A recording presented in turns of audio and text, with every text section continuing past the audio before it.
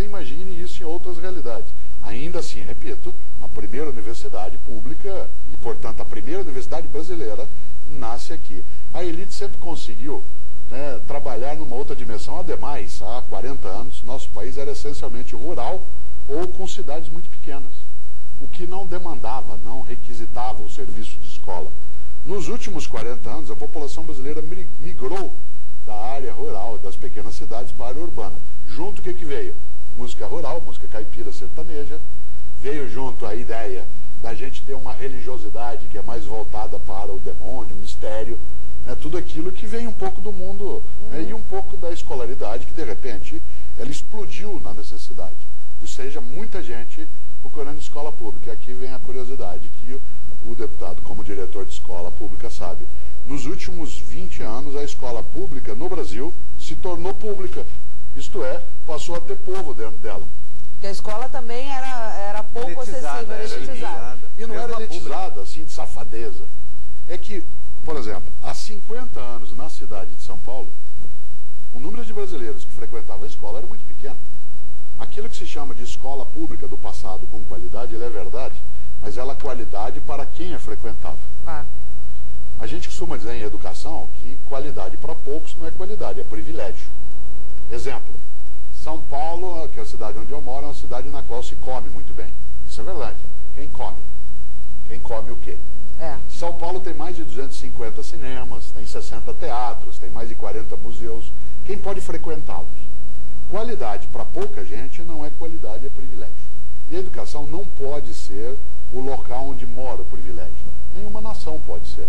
Por isso, todo o trabalho que se busca, e que, sem dúvida, lá na escola pública, lá no trabalho do dia a dia, aquele trabalho que o professor Janazzi conhece, e que eu ali me coloquei, inspirado até tal como ele no Paulo Freire, que um dia disse que não bastava alguém ser alfabetizado, apenas escolaridade, ele tinha que ser livre. Era pedagogia para a liberdade. E não é a liberdade de fazer o que quer, é a liberdade de poder ser alguém na sua máxima condição, crescer, não ser vitimado pela falta de trabalho digno, não ser humilhado pela sua etnia, né, não ser descartado pela sua condição econômica escolar. Aquilo que é a beleza da vida. A gente falava de alegria no começo, precisa ter. A escola tem que ser também ela, não só, mas também ela ferramenta de alegria, como a política precisa ser. Deputado Janazzi, o senhor pode me ajudar aqui nessa questão. A comunidade escolar, até porque o senhor vivenciou uma comunidade escolar. Pais, alunos, eles não devem se envolver mais com as escolas? Onde isso acontece, o ensino não melhora? Tanto é que a nossa grande luta hoje é para que tenha um princípio na LDB, na Lei de Diretrizes e Bases da Educação Nacional, e na própria Constituição Federal, que o Mário Sérgio conhece muito bem, que é o princípio da gestão democrática da escola pública, né? E que ela é muito representada, sobretudo, pelo Conselho de Escola. O Conselho tem outras entidades também auxiliares da escola, como o Grêmio Estudantil, a APM, mas o Conselho de Escola ele tem poder deliberativo, às vezes ele tem mais poder do que o próprio diretor. E a comunidade tem que participar dele, os alunos, os pais de alunos, os professores, os funcionários, o próprio diretor participa. Acho que quando a comunidade participa da escola ativamente, melhora inclusive a qualidade de ensino, melhora a disciplina, todos ganham com isso, a comunidade, a escola, os professores e os alunos. Foi na gestão inclusive do Paulo Freire, quando o Paulo Freire foi o nosso secretário municipal de educação, tendo no primeiro momento como chefe de gabinete o Mário Sérgio Cortella, depois o próprio Mário Sérgio Cortella assumiu o posto de secretário da Educação. Foi nesse momento aqui em São Paulo que nós tivemos uma grande modificação, uma grande revolução na educação municipal, né, com o fortalecimento dos conselhos de escola, com a implantação de um plano, um novo estatuto do magistério, que inclusive, Mário Sérgio, eu lembrei muito disso, porque recentemente foi aprovado o piso nacional salarial dos professores, e na legislação que criou o piso, existe um artigo que implanta também a jornada de trabalho, a jornada do piso. O professor tem que ter um tempo para trabalhar fora da sala de aula também. E aqui em São Paulo, vocês foram extremamente revolucionários, porque vocês avançaram nesse sentido, estendendo a jornada de trabalho do professor fora da sala de aula, entendendo... Ela tinha até um apelido, lembra? Era JTI. JTI. Jornada de Tempo Integral. Exatamente. Isso que você levanta, que o professor Janazzi coloca tão bem, é uma questão séria na educação brasileira. A apropriação da sociedade. A apropriação. Você usou a palavra ótima. Apropriar é tornar próprio, tornar meu. O apoderamento. O cidadão, a cidadã, ele é proprietário do equipamento público, ele precisa apossar-se, tomar assento. A gente costuma dizer, tome assento, o assento na Assembleia, o assento, tome assento, isto é, tome o que é teu. O Brasil não tem uma tradição da participação da comunidade na escola. Por exemplo, nos Estados Unidos da América do Norte, a comunidade participa ativamente, a gente vê isso em filme ao vivo, até a escola privada está lá na festa, no debate, na decisão sobre regra, está lá, que é outra sociedade, ela foi uma sociedade organizada comunitariamente. A nossa não. A nossa ela foi verticalizada, poder central, decide, manda, e pai e mãe era chamado para a escola só para colaborar ou para levar bronca. No momento que se inicia, nos últimos 20 anos, uma discussão mais séria sobre a participação da comunidade na escola, isso avança. Agora tem dois entraves. Primeiro, a falta de hábito levou uma parcela dos pais a não estar na escola no dia a dia. Tal como a democracia só se consegue fortalecer praticando, também a participação na escola, a mesma coisa. Há uma frase antiga que continua valendo, os ausentes nunca têm razão.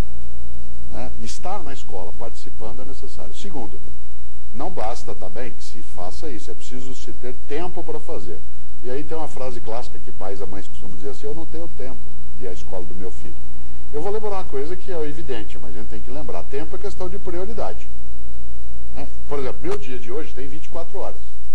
Quando convidado pela Assembleia, para a Assembleia convida, eu fiz uma escolha de tempo. Você já viu um infartado que sobreviveu não ter tempo?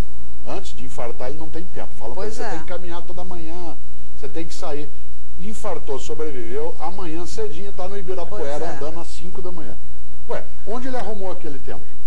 É verdade. Se ele já tinha, tempo é uma questão de prioridade. Então é preciso que as famílias tenham sim prioridade ao acompanhamento dos filhos na escola, seja ela pública ou a escola particular. Porque as famílias acreditam que a criança estando na escola, pronto, a questão da educação está resolvida. E não está, né? E não está porque educação e escola não são a mesma coisa. Outro dia, deputado, numa conversa, numa escola, um pai de aluno levantou e disse assim, professor, para mim, eu tinha feito uma palestra, posso fazer uma pergunta? Eu falei, pois não. Diz assim, como é que a família pode ajudar a escola na educação dos nossos filhos? Eu disse, olha, com todo respeito, claro, o senhor tem um problema na pergunta.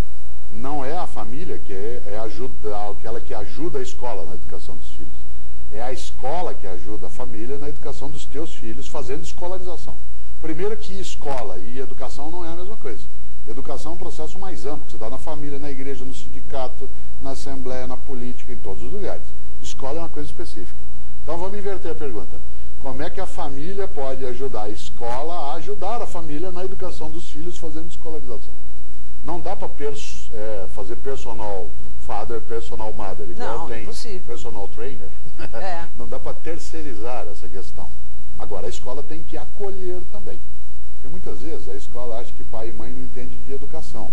Pai e mãe não entendem muito de escolarização, porque isso é profissão. Mas de educação eles entendem. Porque ele faz educação o tempo todo, no local dele de trabalho, com a família, na igreja, nas instituições em geral. Então, é preciso acolher. A tua experiência como diretor, na época, eu me lembro, ela trazia a família para dentro da comunidade. Vocês tinham a escola aberta?